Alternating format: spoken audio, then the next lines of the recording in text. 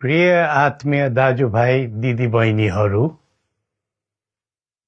हामी नेपालीहरूको घर आँगनमा नयाँ वर्ष 2082 आइपुगेको छ।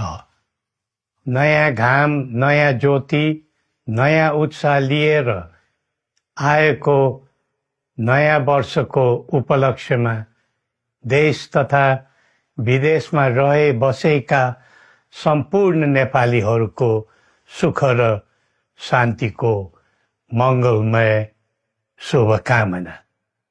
हरेक नयाँ वर्ष नूतन आशा र विश्वास बोकेर आउने, तर वर्षको बिदाईमा एउटा घनघोर निराशाका बीच हुने गरेको धेरै साल भयो। समाजका विभिन्न दल, वर्ग र जन समुदायले आफ्नो धारणा, आस्था तथा अभिव्यक्ति राख्न पाउनु प्रजातन्त्रको सुन्दर विशेषता हो। तर त्यस्तो धारणा र मान्यता प्रस्तुत गर्दा सबैले संयम अपनाउनु पर्दछ। केही दिन अघि जनप्रदर्शनमा जुन प्रकारको हिंसा, आगजनी, तोडफोड भयो, त्यसबाट जस प्रकारको मानवीय एवं भौतिक क्षति भयो, त्यो सुन्दा हामीलाई अत्यन्तै दुःख लाग्यो।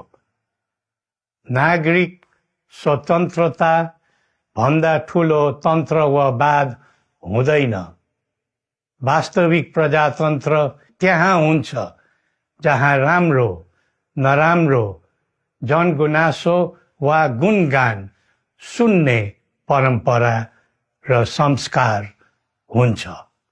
नेपाली जनतामा देश र भविष्यलाई लिएर जुन खालको जागरुकता पैदा भएको छ, त्यसलाई हामीले सकारात्मक रूपमा लिएका छौं।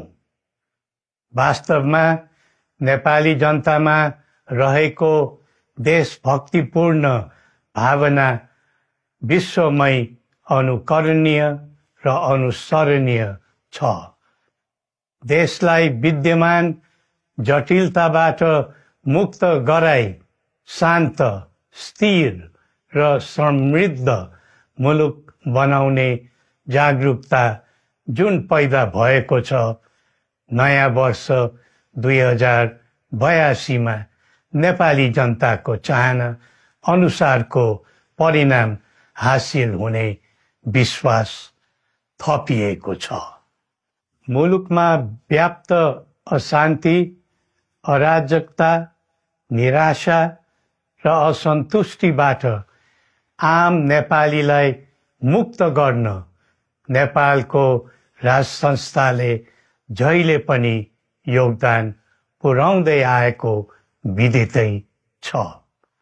राष्ट्रियता र प्रजातन्त्रलाई मूल कार्य मान्दै जनभावना बमोजिम चल्ने बहुदलीय प्रजातन्त्र र संवैधानिक राज संस्थाको परम्परामा हाम्रो मान्यता रही आएको छ। वर्तमानमा बदलिदो जनचाहनाको पनि कदर गरी राज्य शक्तिको स्रोत जनता नै हुन् भन्ने मन्जुरी सदैव स्थापित हुनु पर्दछ। राष्ट्र निर्माता श्री 5 बरामहाराज धीराजको दिव्य उपदेशलाई नै अबको राज्य सत्ताको मूल मन्त्र सोच्नुमा के होला? सन्तुलित कूटनैतिक सम्बन्ध र आत्मनिर्भर नेपालको परिकल्पना नै पृथ्वी पथको मूल सार हो। यही नै राजनीतिको मूलधार हुनु पर्ने हो।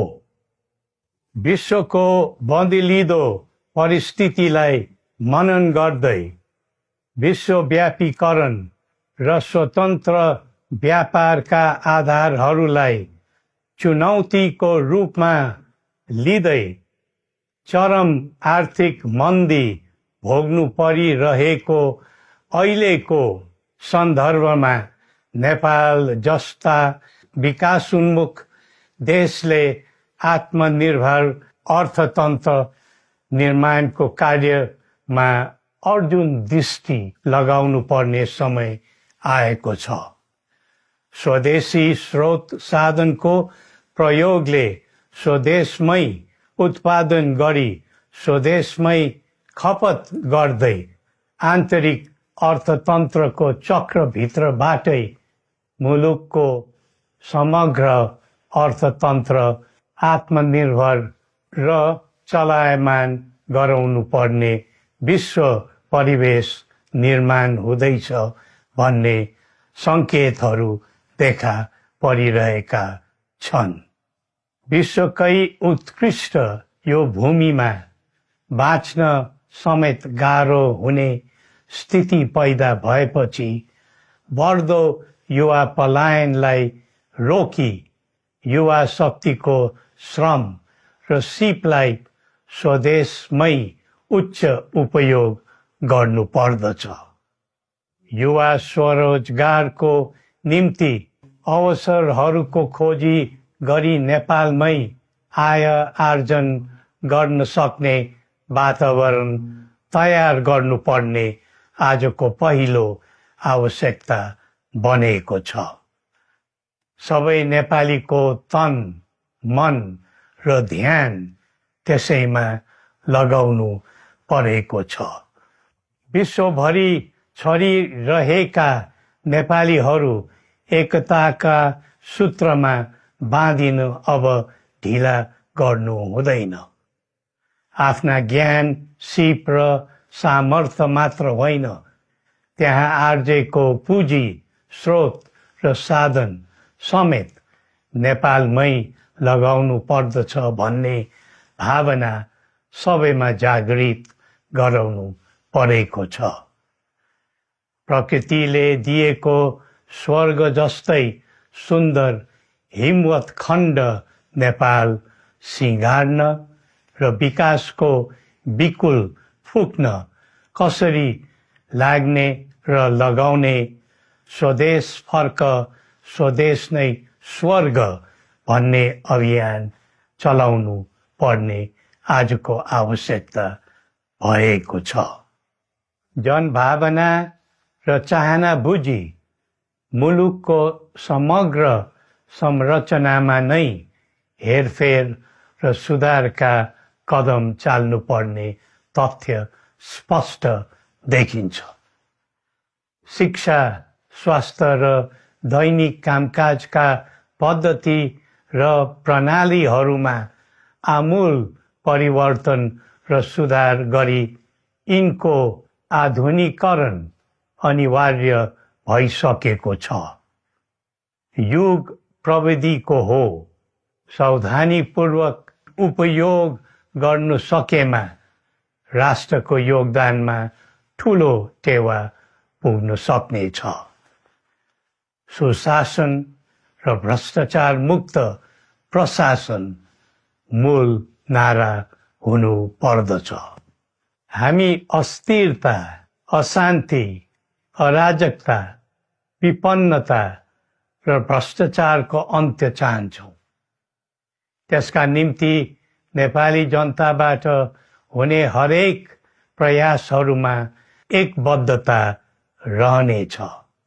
मुलुकको गिर्दो अर्थव्यवस्था, रुग्न हुँदै गएको औद्योगिक उत्पादन, बढ्दो राष्ट्रिय ऋण र बेरोजगारी, रक्षात्मक बन्दै गएको राष्ट्रियता, राष्ट्रिय एकता, सामाजिक सद्भाव, मौलिक धर्म, संस्कृति तथा जनस्तरमा बढेको निराशा, असन्तुष्टि हाम्रो चिन्ताको मूल विषय हो।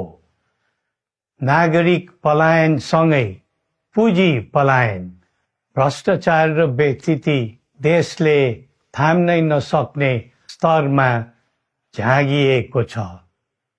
यो स्थितिमा नयाँ वर्षलाई उपलब्धिमूलक बनाउनु हामी सबै नेपालीको सामूहिक र एकताबद्ध प्रयास अपरिहार्य भएको छ।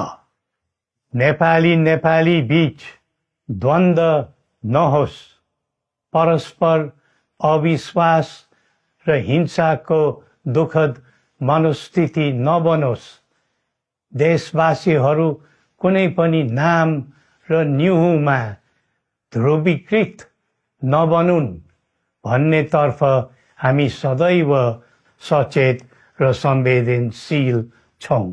नेपालीको एकतामा नै नेपालको भविष्य निहित रहेको यथार्थलाई हामीले आत्मसात गरेका छौं। सबैले यही वास्तविकतालाई आत्मबोध गर्नुपर्दछ भन्ने ठान्दछौं। हाम्रा आह्वान हामी कसैको निजी स्वार्थपूर्तिका निमित्त होइन, कुनै खालको सैद्धान्तिकवाद वा विचारको होइन। समग्र राष्ट्रको स्वाधीनता, समग्र जनताको सम्प्रभुता तथा नेपाल र नेपालीको सुखमय प्रतिष्ठाको निम्ति हो। आफ्नै प्रकारको अग्रणी राष्ट्र हामीले नै बनाउने हो अनि आफ्नो स्वतः र अस्तित्व हामी आफैले उठाउने हो। संसार धेरै अघि बढिसक्यो, तर हामी यो वा त्यो वादको चक्रव्यूहमा फँसेका छौं।